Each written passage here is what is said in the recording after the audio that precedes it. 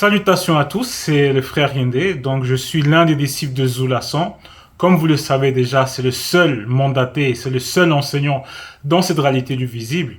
Et aujourd'hui, j'ai encore l'immense honneur de lire dans Kalatambale, donc le récit authentique, le livre de la vérité, pour que nous puissions acquérir une certaine forme de la connaissance. Non pas une certaine forme de connaissance, mais la connaissance qui nous mènera vers la vie sans fin. Mais avant ça, il y a l'introduction et je reviens juste après.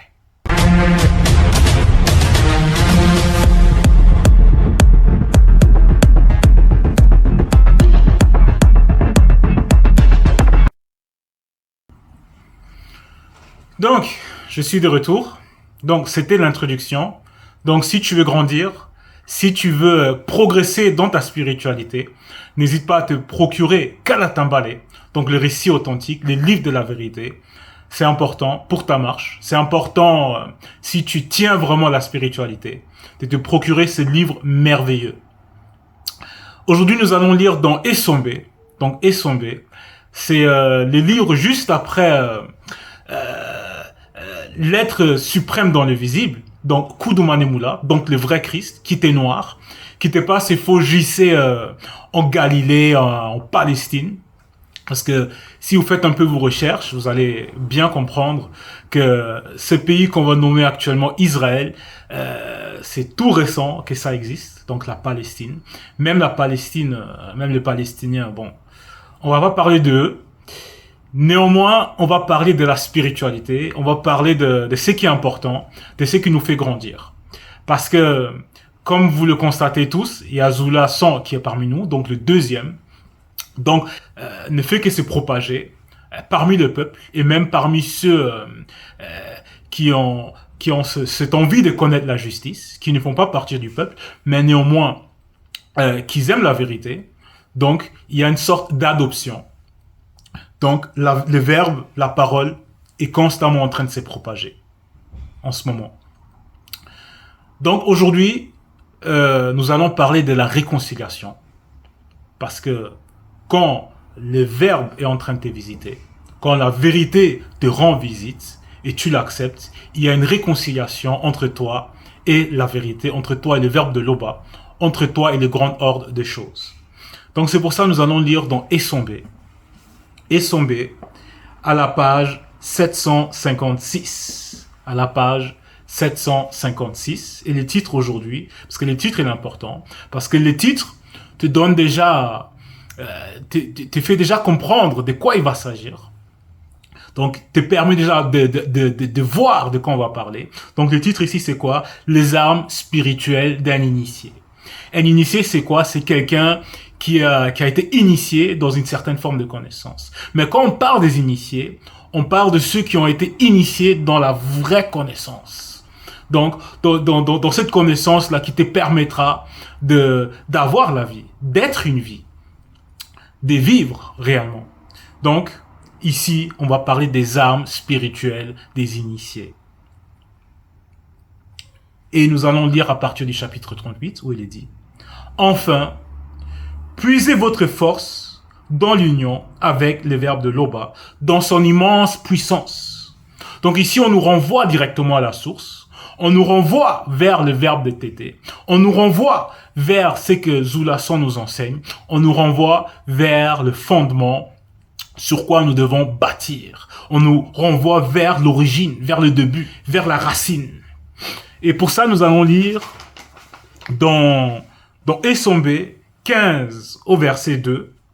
Donc, Essombe 15 au verset 2. Donc, c'est dans le même livre où il est dit. Donc, ici, c'est le titre, c'est quoi? C'est bâtir sur le fondement. Où il est dit. Car personne ne peut poser un autre fondement qui est celui qui a été posé, à savoir Jokisabe, le deuxième, qui viendra en son temps. Donc, il y a un fondement qui a été posé. Donc, la parole, la vérité, qui est le Zulasan, donc le deuxième en train de propager actuellement, que Jokisabe dont Jokisabe a parlé, donc la vérité. Donc, c'est ça le fondement.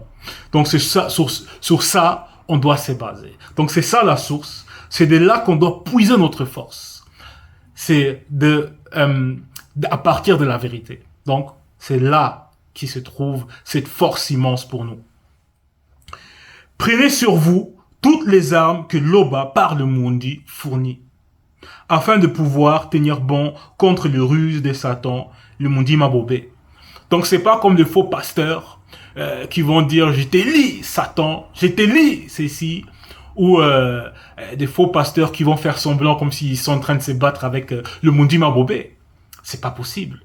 Ici, on nous fait bien comprendre afin de tenir bon contre le ruse de Satan, le Mundi Mabobé. Donc ici, on te demande pas d'aller combattre contre Satan directement. Donc, de prendre un fusil ou un couteau, d'essayer de le blesser, de le faire du mal. On te demande pas ça. Ici, on te demande de tenir bon contre les ruses du Mundi Mabobé, contre les ruses du monde occulte. Et pour ça, il faut partir à la source. C'est pour ça qu'il faut s'appuyer sur les enseignements, donc sur le fondement, la source que Jokisabe le deuxième nous ont transmis. Car nous n'avons pas lutté physiquement dans la haine et la violence contre les hommes des sangs et de la chair. Donc, c'est pas comme tu vois les MMA, la boxe, où ce que il faut se taper dessus. C'est pas ça la spiritualité. Mais nous pouvons administrer des châtiments et des corrections physiques autant qu'hommes spirituels. Parce qu'il y a une grande différence entre un châtiment et se battre dans la haine et la rage, dans le but de tuer ton adversaire. Et c'est qu'on voit constamment, surtout parmi notre peuple, où l'homme noir est extrêmement en colère contre son propre frère quand il y a un différend, et il veut juste le faire du mal. Il veut juste le faire du mal. Et ici, on te parle des corrections. Parce qu'il faut corriger. Parce que toi, peut-être tu es parent, tu es une maman, tu es un papa. Mais si tu aimes réellement ton enfant, mais quand il fait une bêtise, tu vas pas le laisser comme ça. Tu vas le châtier. Donc ici, on nous parle des châtiments. Donc tu as le droit de châtier physiquement, tu as le droit de châtier spirituellement si tu es un homme spirituel. Nous avons également à lutter spirituellement contre les Babumloma Bungolane, donc anges déchus, du premier ordre, donc domination, qui sont aussi les puissances spirituelles du monde occulte.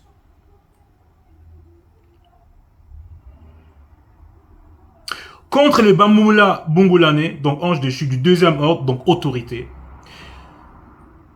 qui sont aussi les principautés, contre les Bamuloma Bungola, anges déchus du troisième ordre, pouvoirs mondiaux des ténèbres, du plan visible, contre le plus petit au plus puissant des démons, de haut rang, qui sont les esprits méchants du quatrième ordre dans le royaume de Satan. Donc ici, nous sommes pas dans une plaine de jeux pour enfants. Ici, nous parlons de vérité. Ici, nous ne sommes pas c'est pas comme chez les faux pasteurs où ils vont vous raconter n'importe quoi, qu'ils sont en train de se battre avec Satan, le Mundi Mabobé. Ici, nous sommes dans la vérité. Ici, est-ce que nous-mêmes, qui sommes dans la marche, est-ce que nous sommes déjà arrivés au stade de combattre, de lutter contre ces entités, contre ces anges déchus, on va dire? Est-ce que nous sommes déjà capables? Mais ici, on nous parle des armes spirituelles d'un homme initié. Donc ici, on voit encore ce que nos ancêtres, donc ceux du peuple noir, donc les prophètes, les prophétesses, les patriarches, les matriarches, comment ils ont été extrêmement puissants. C'est pas comme ces faux pasteurs qui vont dire « Je t'ai lis Satan dans le désert, je t'ai lis là-bas ». C'est pas ça. C'est pas ça. C'est pas ça. Donc, ici, à nous, on nous demande déjà de tenir bon contre le ruse du Mundi Mabobé. Verset 5, c'est pourquoi prenez sur vous maintenant toutes les armes que l'Oba par le Mundi fournit. Donc, tout ce qu'on met à notre disposition, on nous demande de le prendre maintenant. Maintenant. Pas demain, pas après-demain. C'est maintenant qu'il faut agir. Parce que le combat a déjà commencé depuis. Donc, c'est maintenant qu'il faut combattre. Nous allons lire au chapitre 26, donc toujours dans Essombé. Donc chapitre 26, toujours dans Essombé. au verset 50. Le titre ici, c'est quoi? Une nouvelle personne. Parce que celui ou celle qui accepte le verbe est devenu une nouvelle personne. Tu n'es plus l'ancienne personne. Tu n'es plus l'homme ou la femme incrédule qui ne voulait pas accepter la vérité. Tu es une nouvelle personne. Et ici, au verset 50, il est dit, « Car les armes avec lesquelles nous combattons ne sont pas charnelles. » Donc, c'est pas comme vous voyez parfois sur YouTube, le faux pasteur qui va prendre peut-être son GSM ou une pelle ou une machette et qui va commencer à vouloir se battre contre le monde occulte. Mais elles sont puissantes par la vertu du verbe de Loba pour renverser les forteresses tenues par les puissants démons aquatiques de haut lieu. Donc c'est un combat spirituel. C'est un combat spirituel. Verset 6. Ainsi, quand viendra le jour mauvais, vous pourrez résister à l'adversaire et après avoir combattu jusqu'à la fin, vous tiendrez encore fermement votre position. Donc, on nous parle d'un mauvais jour. On nous parle d'un jour qui n'est pas bon. On nous parle d'un moment qui sera effroyable pour celui ou celle qui sera attaché à la vérité. Comme une épreuve, même si nous savons que Loba, en tout cas le vrai tété, donc Loba, ne met personne à l'épreuve. C'est pas comme il y avait Adonai qui lui a mis Sango, donc pour les chrétiens Abraham, à l'épreuve. Loba n'a pas besoin de te mettre à l'épreuve, parce que il est au-delà de l'épreuve, il est au-delà de ce qu'on peut comprendre. Donc Loba n'est pas là-dedans. Mais néanmoins, il y aura un mauvais jour. Il y a un mauvais jour. Parce que le démon des circonstances, le monde occulte, va chercher à t'arracher de cette vérité-là. Va te mettre à l'épreuve. Voyons voir si lui, c'est un vrai. Si elle, c'est une vraie. C'est ça le monde occulte. Donc, il y aura le mauvais jour. Même pas seulement par les démons, aussi par toi-même, par moi-même. Tu peux te laisser saisir par les circonstances, donc par les esprits, les circonstances du monde occulte, mal agir, mal réfléchir, et voilà, tu es dans une mauvaise réalité, on va dire, dans une mauvaise circonstance. Donc, ici, on nous fait comprendre que si tu prends ce qu'on te met à ta disposition, donc quand tu repars à la source par rapport aux enseignements, donc les armes spirituelles qu'on nous donne, si tu les utilises, mais tu vas tenir bon au mauvais jour. Parce que pour combattre, il faut des armes. Parce que le monde occulte a aussi des armes. Ça, vous pouvez même voir avec Etum. Il avait une armure, il avait des armes, il avait des protections.